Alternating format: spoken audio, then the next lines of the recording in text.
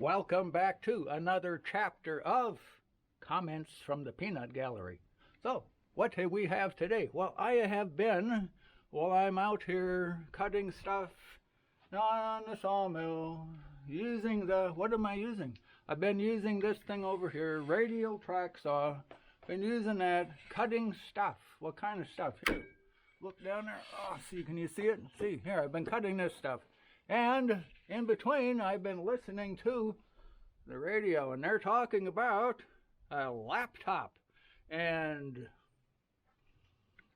selling access. And here, but my question, my comment, my observation over a couple of days of this, 3 or 4 days of this now, and it's snowing here in Minnesota. Look at this. End of not November, end of October. And we got... this is so wrong to have snow this early. Anyhow, my observation. What kind of a dad would do that to his kid? That's my question.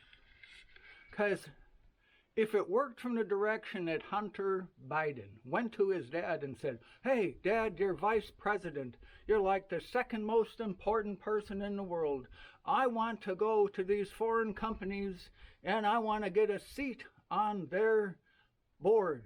And then they can pay me a whole lot of money and I can come and tell you what I want you to do, what they want you to do, that they'll pay me a whole lot of money for. So what do you think, Dad? Isn't that a great idea?"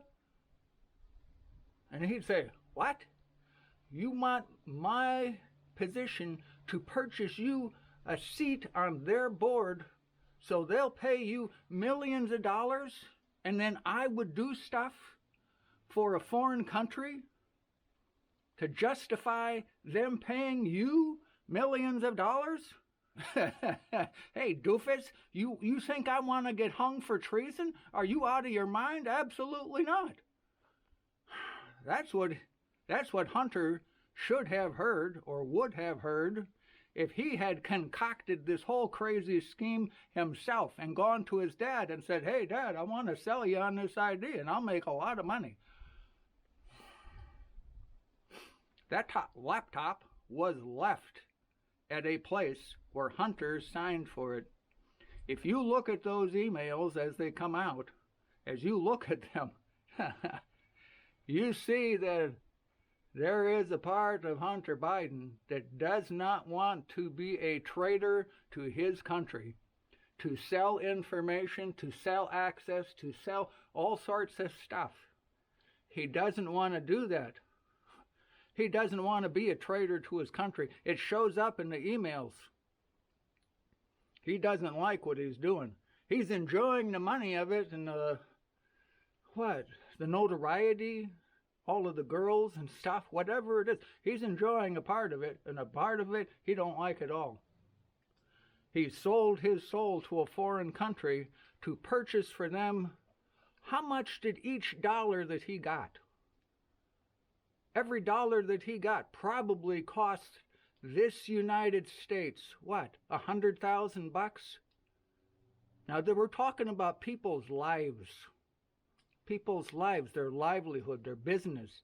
Their business, it isn't like, here, we're gonna go, or maybe it's quite similar. We're gonna go and we're gonna pay a kickback to you, but I want this company that I own to build that building across the road rather than the company on the other side of town. I don't want them to get the job. I want to get the job, so I'm going to pay $1,000. Oh, Mr. Mayor, give me the job. It wasn't like, or maybe it's similar to, paying under the table here in the United States. But this was jobs, businesses being sold and shipped to other countries.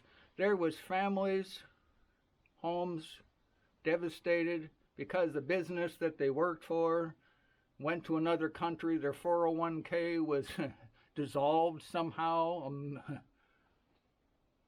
That's what was going on. And I think that Hunter Biden took that laptop to the place, signed for it, left it there in plenty of time, even though the FBI sat on it for a year, almost. They didn't bring it forward at all. It didn't look like they were gonna either. I think there's a whole lot of guilt with the FBI for obstruction. That's beside the point. Main point, Hunter Biden leaving the laptop at the fix-em-up place with plenty of time so it would be acquired by the shop owner. And then once it's acquired by the shop owner and he makes copies of it, keeps a copy, gives the original to the FBI. The FBI thinks they got the only copy, but the shop owner, the store owner, he's got a copy, and he gets it into the hands of Rudy Giuliani, and who's the other one? Oh, Trump's campaign manager for 2016. Anyhow, that guy. And they have plenty of time to go through it and to verify the reality of it, the truth of it, check with the emails that where it was sent to, sent from, to validate that this is actually the real thing. And Hunter Biden did it, possibly.